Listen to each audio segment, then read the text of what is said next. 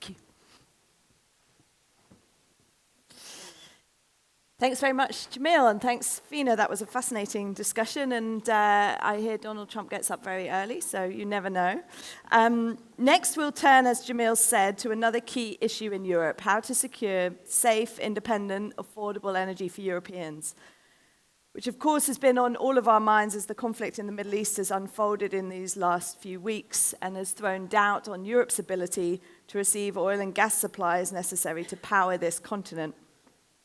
B. Bartlett's Alejandro Leolanda will share some key insights with us from the European Pulse poll and then introduce the panel discussion. So please join me in welcoming Alejandro to the stage.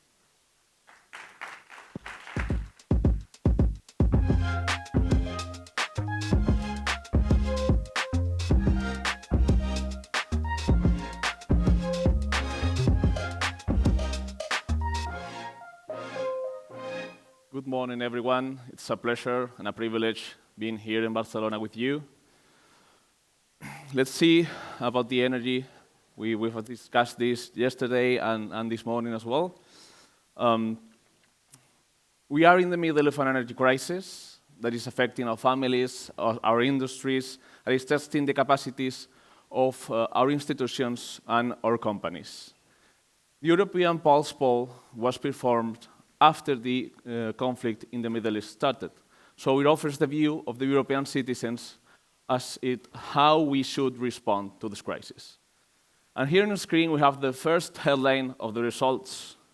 94% of the European citizens think we should produce our own energy. More than 95% think we should invest in infrastructure. However, we see the first gap in the results, because only 54% think their supply is secured ahead of the following crisis. Let that figure sink in. That means that the majority of the European population, even considering that this was done after the Iranian war, thinks or is not sure about the supply, is considered even feeling energy vulnerable. Going to solutions, and this is, well, again, we have the optimistic Polish, again, that are a little bit more happy with the result, but this is a figure of uncertainty along the European continent. And going to solutions, we can agree or we can think that green transition can be one way to make Europe more resilient ahead of the following crisis. And here we are divided as well. Only 40% think we should either go slower or go for the cheapest option. 40% think we should accelerate, and 20% should think we should maintain the pace as it is. We are still divided. And one thing that is interesting from these results is that this division it doesn't happen also by not only by ideology, which we showed yesterday, but also by income. And in some funny way, because not all the countries and not all the societies think the same. In Italy, for example, the lowest earners, those who earn less than 1,000 euros a month, the majority of them, 55%, think we should accelerate the energy transition. So they don't see it as inflationary. In the other extreme, in Spain, less than 19% of the lowest earners think that we should accelerate. They see it as inflationary, as a burden for families. And it more or less happens in the different countries. Italy, France, and Poland have the same kind of behavior. They think lowest earners think that we should accelerate, and Germany, Belgium, and Spain think we should decrease our speed. And now, let me just let the floor to Politico and the speaker so we can answer the question, how can we secure the energy, European energy in this unpredictable world?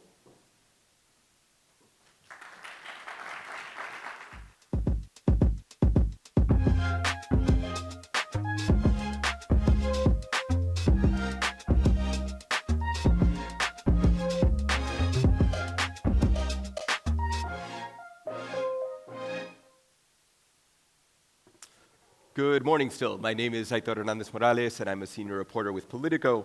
And now we're going to turn to the matter of energy, which is obviously extremely relevant at this moment of global turmoil when we're seeing energy prices spike to levels not seen since the 1970s. Now, while world leaders are looking for quick fixes, Europe has led the way to a certain extent. We'll be digging into that in a moment and discussing everything from the securing of supplies, the reinforcement of the grids, and also the fundamental energy infrastructure that we have seen in countries like Spain really making an impact. Joining me to discuss this fascinating topic is Beatriz Corredor Sierra, chairman of Redeia, Andreas Goldtau, over there, the director of the Willy Brandt School of Public Policy, and Michał Szczerba, a member of the European Parliament for Poland. So I want to start directly with the poll and the poll results that we've seen, and just get your thoughts on what you see there in terms of the European sentiment toward energy right now. Thank you. And first, I'm chairwoman, please. Please. We don't see you at all, because this is like a dark room in front of us. And as a representative of the TSO, the Spanish transmission system operator, we are dealing with these four issues. We are dealing with energy supply, we are dealing with energy security, with energy efficiency, and with decarbonization. So for us, there is everything of this is our business. So I think that for Europe, in this context of geopolitical crisis, the most important thing is that we should keep our path to the energy transition. We are well focused, that we need to switch to fuel and to gas and oil to the renewable sources. And I think Spain is a good example, because there are many think tanks that recently have delivered some reports, as Ember or Bruegel, and they say that Spain has decoupled the prices from gas and fuel. And this is because we have been deploying renewable energy in a very efficient way since all the new century, for more than 25 years. And when I say in an efficient way, I mean that renewables is very efficient because we are integrating up to 98% of the energy that is produced in Spain with very few curtailments. And this is technology, and this is politics as well. No? And we used to say that Spain and Portugal, we are more an island than Ireland, because we are less connected to the continent than the Iceland or Ireland. But Europe do need the renewables coming from the Iberian Peninsula for fulfilling the competitiveness issue, the renewables and efficiency issue, and the independence in the energy sector.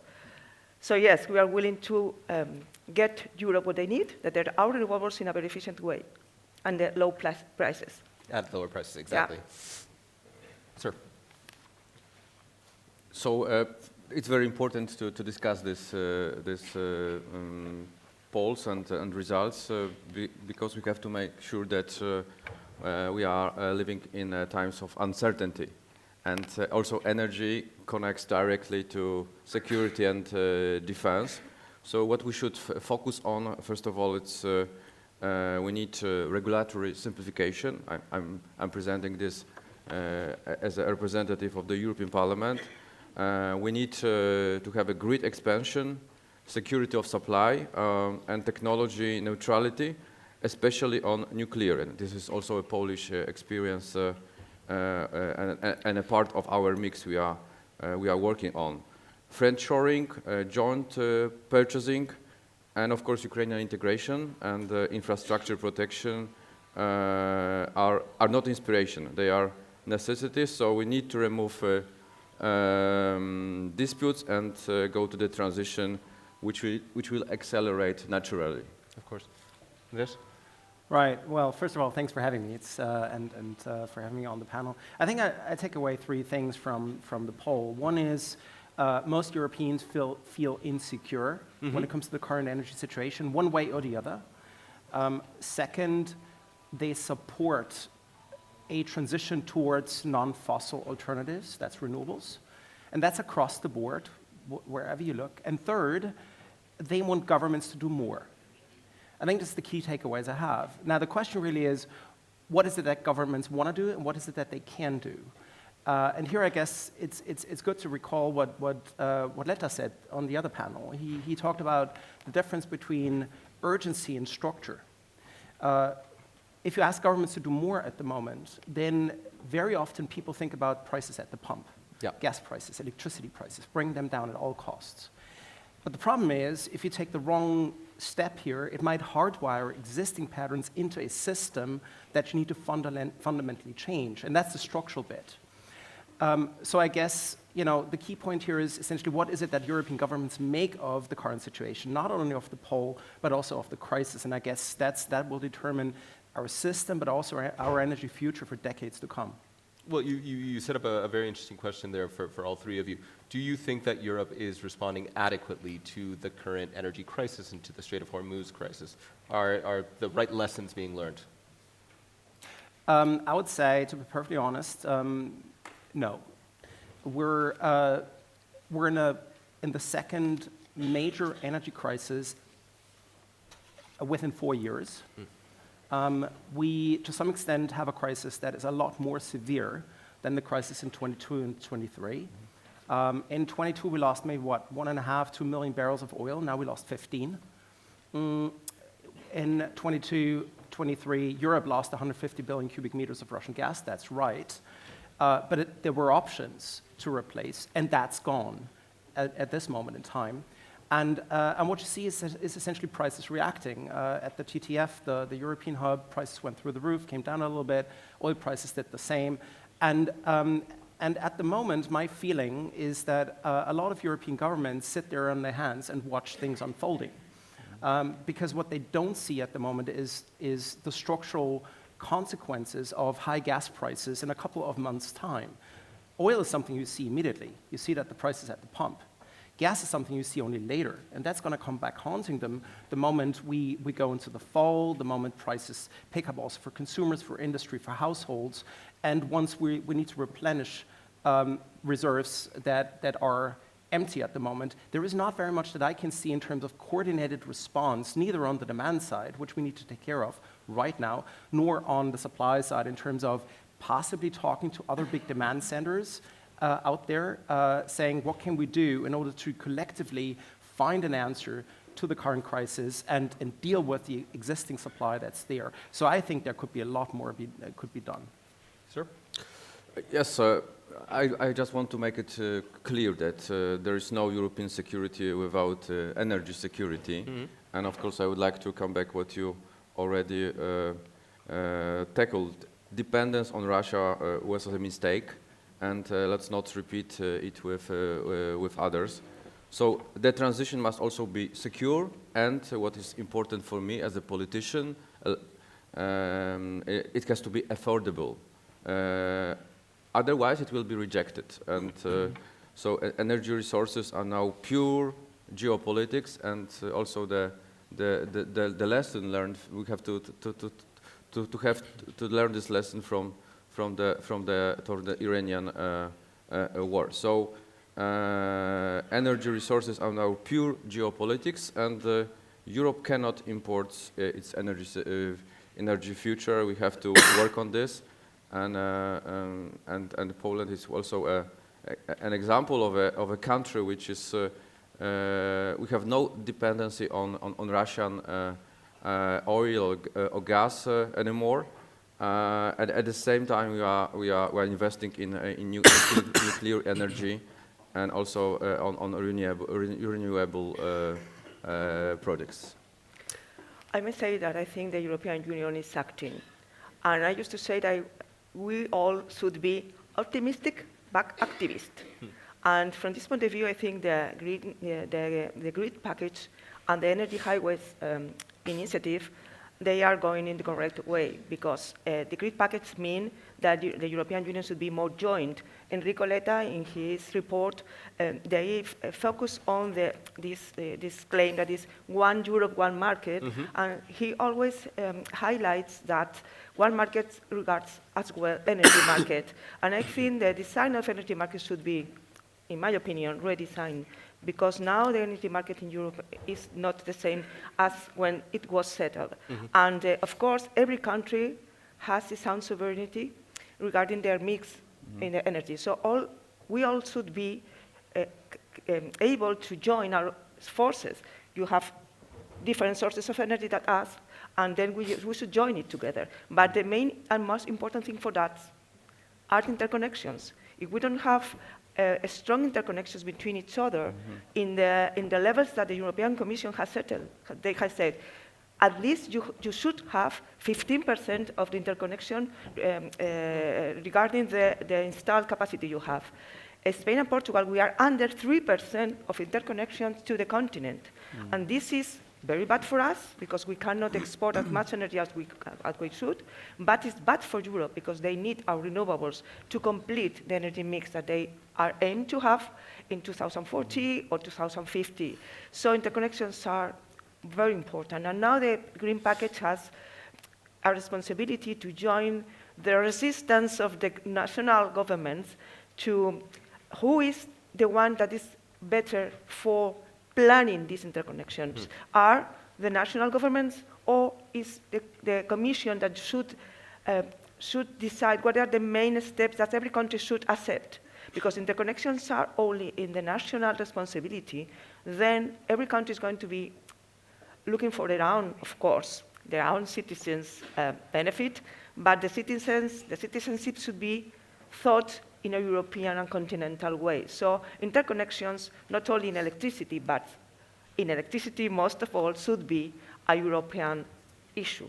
And this, I think that the grid package and the energy highway that there have selected 8 infrastructures, very important for this, and among these 8, 2 are new interconnections between the peninsula and the continent. So I think we are in the correct way, but you should act in a more joint way.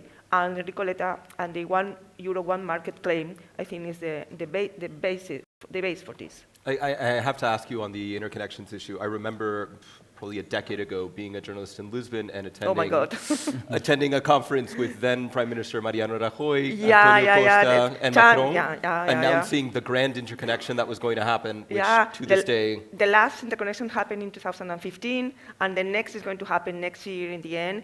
And even with this new interconnection between Spain and France by the Gulf of Biscay, we are going only to be 5% interconnected. With this new interconnection that is very important, so we need more. And it's not because we have plenty of renewables to send to Europe, and our prices, by the way, are 40 euros per megawatt, the cheapest in Europe, but because they need it. They need it. Even France, that is a nuclear power, they need our renewables sometimes because the climate change is changing, the stational temperatures, the weather. And the demand and everything. And the demand, yes. And they are very interconnected because you are in the center of Europe, you are interconnected with everyone, but the peninsula, as Ukraine and Poland and the Baltic countries, they are in the streams, in the edges, and then we need all the continent to be balanced. And this has very much to do with the... But I have to ask, here among friends where no one can hear us, is the problem then Paris? Are they blocking your plans? No, because I think that some countries are reluctant to join the other countries because they are protected, they are industry, and they're looking out for nuclear resources. Yes, and not only, but the peninsula has the right to send their own powerful resources and renewables to the continent. And for this, we should make interconnections through France to the rest of the continent. Sure, to be able to balance it out and prevent... That's it, because France is there in the middle, and we are in the stream. So if you are a continent, and I do think that Europe is the more beautiful human creation regarding institutions. We are the more privileged around the world. And we should be very concerned about what's happening to us because of our actions, actions. And energy definitely is the main issue, because if you don't have energy, you don't have anything. Nothing functions. And as TSO, of course, I know perfectly what I'm talking about. Gentlemen, I'll pass to you in 1 minute. I do want to ask you one more question. You're mentioning the importance of interconnections. One of the crucial things is that when we have a more interconnected Europe, we can avoid situations like blackouts. Now that the report is out, can you tell us a little bit about what happened last year? First of all, the blackout in Spain and Portugal had nothing to do with renewables, because the share of renewables that we are integrating in the grid as an average is 60% of our mix. But we have days of with 80 or above percent.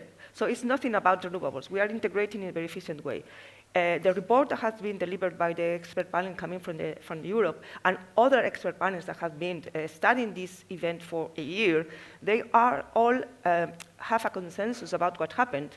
What happened was a perfect storm with many root origins or causes that are based on the unfulfillment of some compulsory rules that our regulator has implemented since 2000.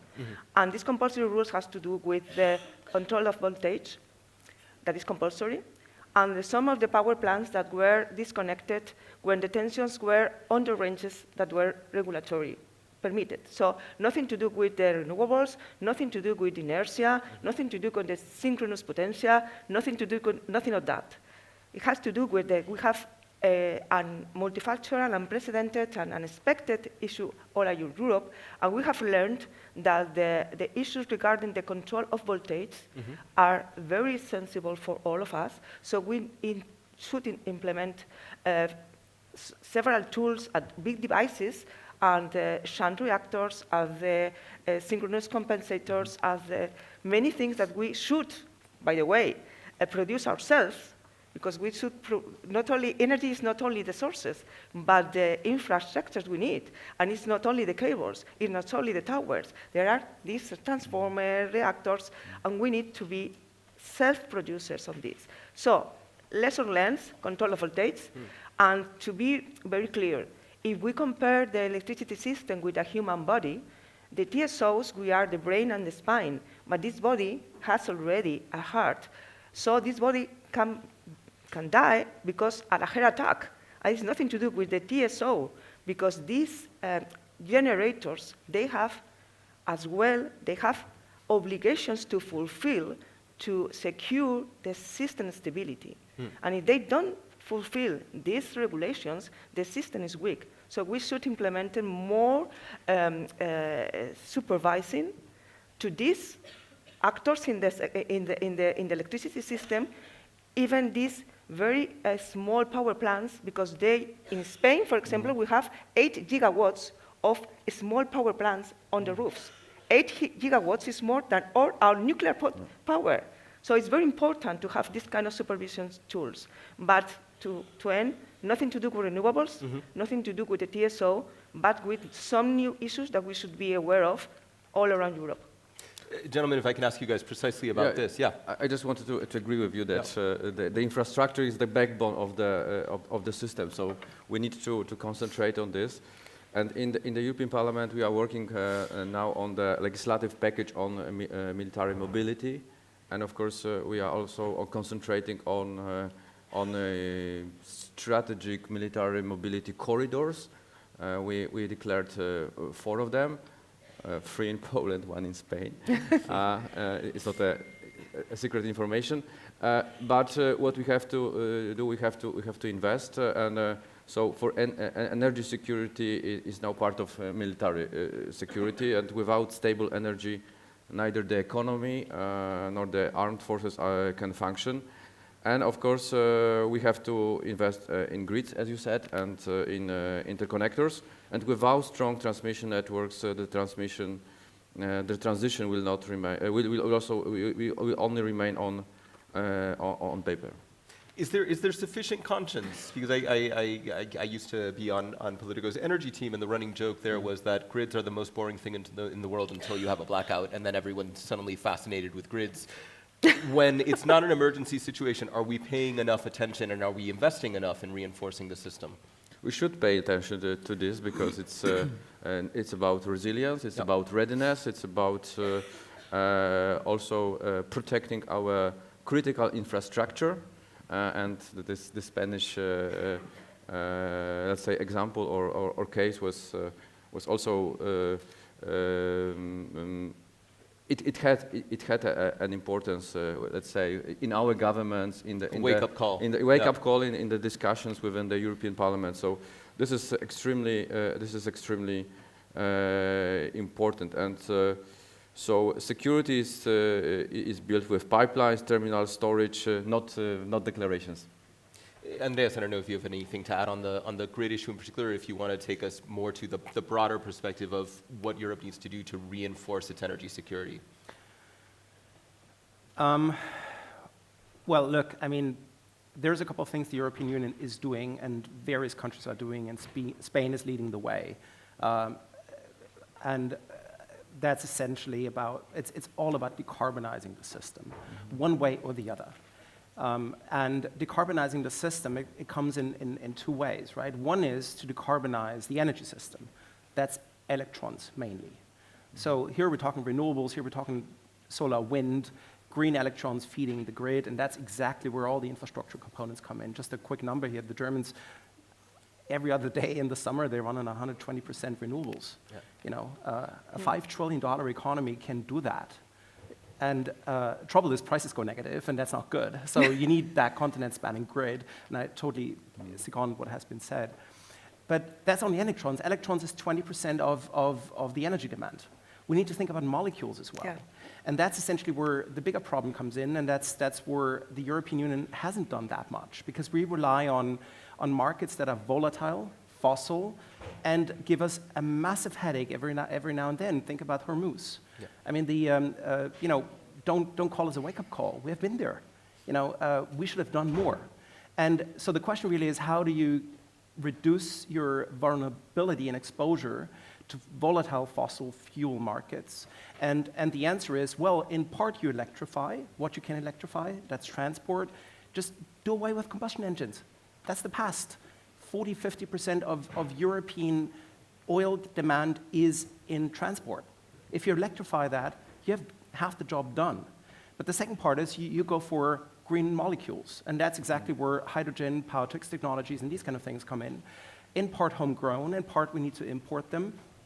And that brings back energy infrastructure questions, such as the hydrogen core grid and these kind of things. But that's exactly what the European Union should do a lot more, because at the very end, I mean, that's a truism, but you know, the best insurance against volatile fossil fuel markets is homegrown renewable energy supply, and that's exactly where we should be going.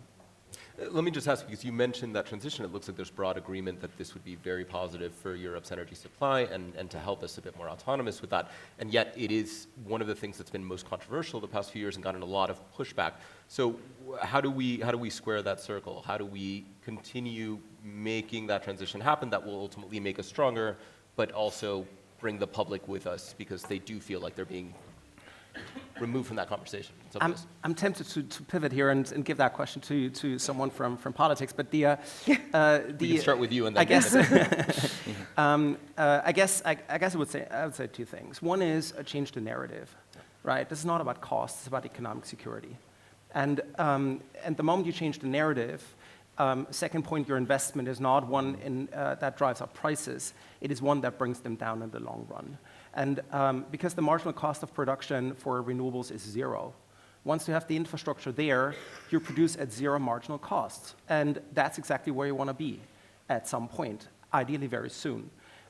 So I guess these are the two things I would bring forward. And maybe just to quote Churchill here, old white man, you know, never let a good crisis go to waste. I mean, we have a wonderful opportunity right now to put structural brakes into the European energy system. Invest in things that yield a great return on investment in a couple of years down the line. POLITICO technologies, grids, expansion of renewables at home, all these kind of things. Electrify transport, put a Made in Europe clause on it so that European car makers will profit and not Chinese ones. These are the kind of things you can do. But for that, you really need to change the narrative. And I think that's sorely missing at the moment, because we all focus on high gas prices. I would like to add to this that the transition is a geopolitical project, not just a climate one. Yeah. And this is not about CO2. It's about sovereignty. It's about competitiveness. About Europe's security. Yeah. And of course, we say yes to transition, but socially responsible. And we cannot carry out the transition at the expense of households.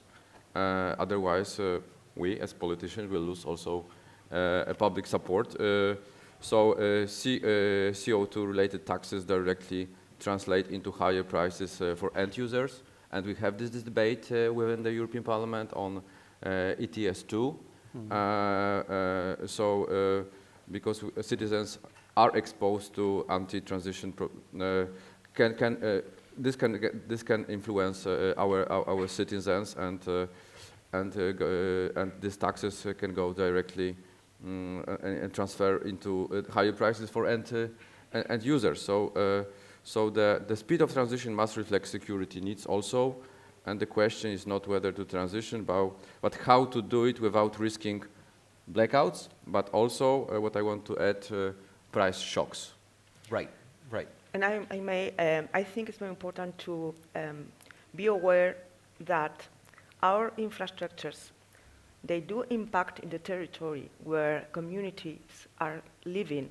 So this effect of not in my backyard The NIMBY phenomenon, is real. It's an NIMBY effect, and we are very aware of this because our infrastructure should be deployed on the territory, and they are big and not very pretty. But for engineers, they are very pretty for engineers. But for the people, they are legitimate to ask for anything else.